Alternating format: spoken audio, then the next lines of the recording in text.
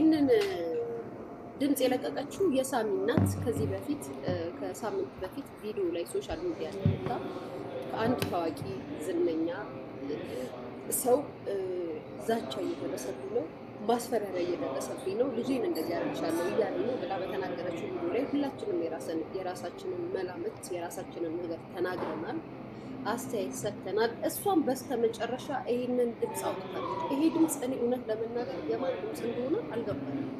የምታውቁ ሰዎች ትክክል ነው የምትሉ ሰዎች ድምፁን ልትለቁልን ትችላላችሁ?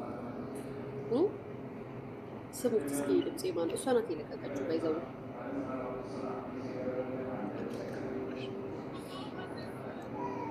ጋይስ ይሄ ድምጽ የማን ድምጽ ነው?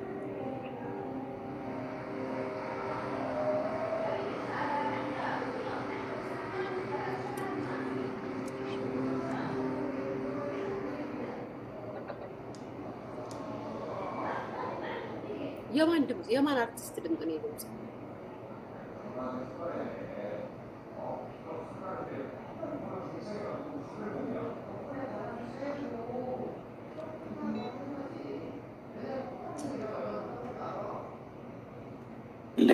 በጣም ይከርታልኩኝ ከዛውጭሽ እንትን የለኝ። ይሄ አርቲስት ድምጽ የማን ነው ጋይስ? ይሄ ነው እንግዲህ ሲያስፈራራት የነበረው። ጸበል ነበርኩኝ እስኪ ከዛውጭሽ እንትን የለኝ። እኔ ሁሉም ነገር ትቼው በጣም ይከርታልኩኝ ከዛውጭሽ እንትን የለኝ።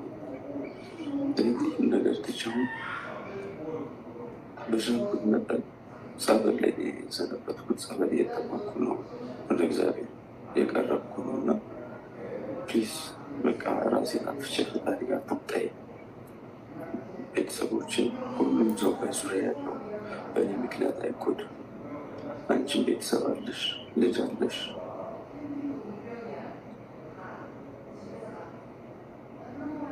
በጣም ይቅርታልኩኝ ከዛውጭሽ እንትን የለኝ። እኔ ሁሉም ነገር ትቼውን በሻልኩት መጠን ጸበል ላይ የሰነበትኩት ጸበል እየጠማኩ ነው። በነገራችን ላይ ምን ብላ ፖስት አድርጋለች መሰላችሁ? ሰውየው በተደጋጋሚ ይቅርታ ጠይቋል፣ ጸበል ጀምሯል። የማይታረም ከሆነ ግን ሙሉ መረጃውን እለቀዋለሁ ብላ ነው ፖስት ያደረገችው። አሁንም የሳሚ እናት እንደምነግርሽ አሁንም ሶሪ ስላለች ወይም ይቅርታ ስላለች ሳይሆን ማለት ነው፣ ዋና ፖይንቱ በልጅሽ ነው የዛተብሽ። አሁንም እየነገርኩሽ ነው፣ በልጅሽ ነው ያስፈራራሽ። እንዴት ነው በልጅሽ የዛተውን ሰው ያስፈራራሽን ሰው ጸበል ገብቼ ምናምን ብዬ ስለመጣው ምናምን የሚልሽ? ቀልድ ነው እንዴ? እናንተ ግን የያዛችሁት እናንተ ሰዎች የምራችሁን ነው? ግን ማለት ይቻላል? እንደዚህ ትችላላችሁ? እንደዚህ አይነት ነገር እኔ አላውቅም። እኔ ጋይስ የሚታወቅ ሰው ነው በልጄ ከዛተብኝ የምታገኙኝ ፍርድ ቤት በር ነው። እመኑ፣ ያለምንም ጥርጥር ያለምንም ጥየቃ ማለት ነው። ቀጥታ ያለምንም የሚታወቅ ሰው ሆኖ አርቲስት ነው ዝነኛ ሰው ሆኖ ጭራሽ በልጄ እያስፈራራኝ እንዴ! የኔ አልበቃ ብሎት ገና ባላደገችው ልጅ እያስፈራራኝ ከምታ እንዴ! ጸበል ለምን ገዳም ተቀምጦ አይመጣም? የሚመት አንደኛ ነገር ይሄ ቀልድ አይደል። እንደዚህ ቀልድ አድርጋችሁ የምታዩ ሰዎች በጣም ነው የምታስቡት። ህዝቡ ስለ ጮኸ ሚዲያ ላይ ስለተጻፈ ኮሜንት ስለተሰጠ አይደል። ምን ማለት ነው ጋይስ? እኔ ስላልገባኝ ትላንትና እያስፈራራኝ ነው ብለሽ ያልሽን ሰው ዛሬ ጸበል ገብቼ ነው የመጣሁት እና ህይወቴን ልኖርበት ስላለሽ ከላይ በይቅርታ የሚታወቅ ነገር ከሆነ ያን ያህል ህይወትሽን አላስጨነቀውም ማለት ነበር እንዴ? ያን ያህል አልፈራሽም ነበር ማለት ነው እንዴ? ምን ማለት ነው? እንዴት ነው የምትታዩ? እንዴት ነው ጸበል ገዳም ተቀምጦ ለመሰንብቶ አይመጣም? እንዴት ነው የምትታዩ? ለምንድን ነው ወደ ህግ ማትሄዱ? ለምንድን ነው ማከሹ? አንድ ነገር ከሆነ በኋላ ነገሮች እንደ ቀልድ የሚወሩ ነገሮች የሚባሉ ነገሮች የሆነ ጊዜ እውነት ይሆናሉ። የሆነ ጊዜ እውነት ይሆናሉ እንዳይመስልሽ።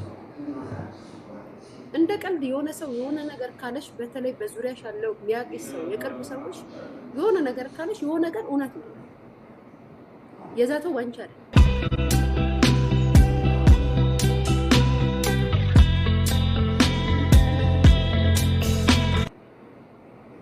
የዛተው ባንቺ አይደል። የዛተው በልጅሽ ነው። እንዳትለቅ፣ ጌታን እንዳትለቅ፣ መቤቴን እንዳትለቅ፣ በፍጹም እንዳትለቅ።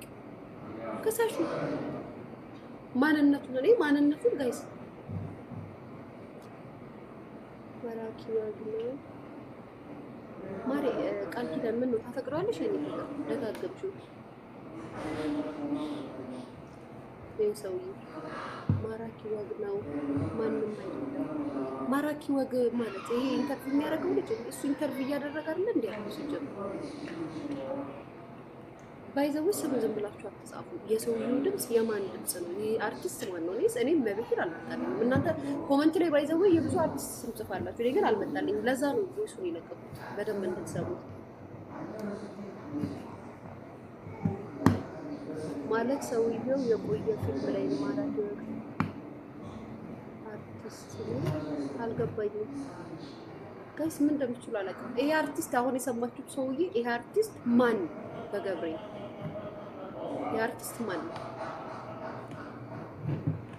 ይሄ አርቲስት ማን ነው?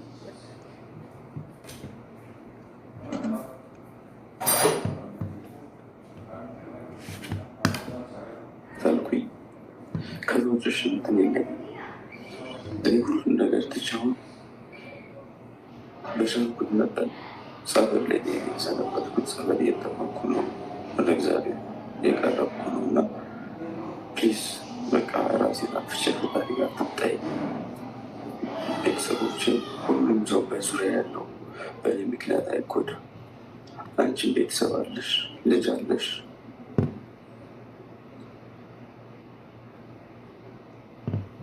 በጣም ይቅርታ ጓዶች፣ አብዮቱ ተጠልፏል። ከሎጅሽ እንትን የለኝም። እኔ ሁሉን ነገር ትቻው በሻልኩት መጠን ጸበል ላይ የሰነበትኩት ጸበል እየጠመኩ ነው፣ ወደ እግዚአብሔር የቀረብኩ ነው እና ፕሊዝ በቃ ራሴን አፍቼ ፈጣሪ ጋር ትምጣይ። ቤተሰቦችን ሁሉም ሰው በዙሪያ ያለው በእኔ ምክንያት አይጎዳ። አንቺን ቤተሰብ አለሽ፣ ልጅ አለሽ።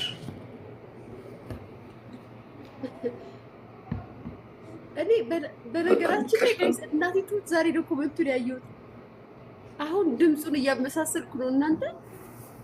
በነገራችን ላይ የሳቢ እናት እዚህ ያቺ ፖስት ላይ የብዙ ወንዶች የብዙ አርቲስቶች የወንዶቹ ስም እየተጻፈ ስለሆነ ለዚህ ነገር እርግጠኛ ነኝ እዚህ ላይ ያሉት አርቲስቶቹ ወንዶቹ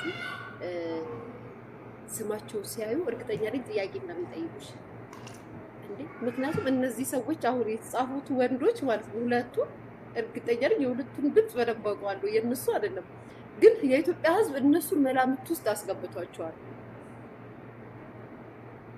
እንዴት ነው ጸበል ገብቼ ስለመጣው ያለሽን ሰው በልጅሽ ያስፈራራሽን የምትምሪ? የምርሽን ነው ጋይስ? ይቻላል? እንደዚህ ይቻላል? በልጅ ያስፈራራኝ ሰው እኔ አላውቅም። አንቺ አሁን አይደል እንደ ኮመንቱን ያየሁት። ባይዘዌ ወንዶች ብዙ ጊዜ ሲጋለጡ የሚሉት ይሄንን ነው። ቤት ንስሐ ገብቼ ቆርቤ ገዳምቼ ምናምን ስግደት ላይ ነበርኩኝ ምናምን ይላሉ። ይሄ የወንዶች ባህሪ ነው። ባይዘዌ የብዙ ወንዶች ባህሪ እንደዚህ የሚያወሩላችሁ ብዙ ጊዜ ወንዶች የሚሉት ይሄ ነው። ወይ በቃ ሰገድኩኝ እኮ እንትን ገባሁ ምናምን ንስሐ ገባሁ እኮ ምናምን ይላል። ሲጀምር ቤተክርስቲያን ሄጄ ንስሐ ገባሁ የሚላችሁ ወንድ እንዳታምኑት። ጌታ ቤተክርስቲያን ገዳም ገባሁ ምናምን ካላችሁ ሊያጠፋችሁ ነው። በቃ ለማኑ የመጨረሻው ውሸታም ሲሆኑ ነው እንደዛ የሚሉት። ምክንያቱም ሴት ልጅ በሃይማኖት ከመጣህባት ስስ ጎኗ ነው እና ትቀበላለች ብለው ስለሚያስቡ ገዳም ገብቼ ጸበል ገብቼ ተጠምቄ 40 ቀን ተቀምጬ ሱባኤ ይዤ ምናምን ይላሉ። ኧረ እባክህ የምርህን ነው። እቺ ገና የቤተክርስቲያን ነገር ሲያወራ ኧረ ፈርጥጡ ማርያምን ፈርጥጡ ቤተሰብ ማርያምን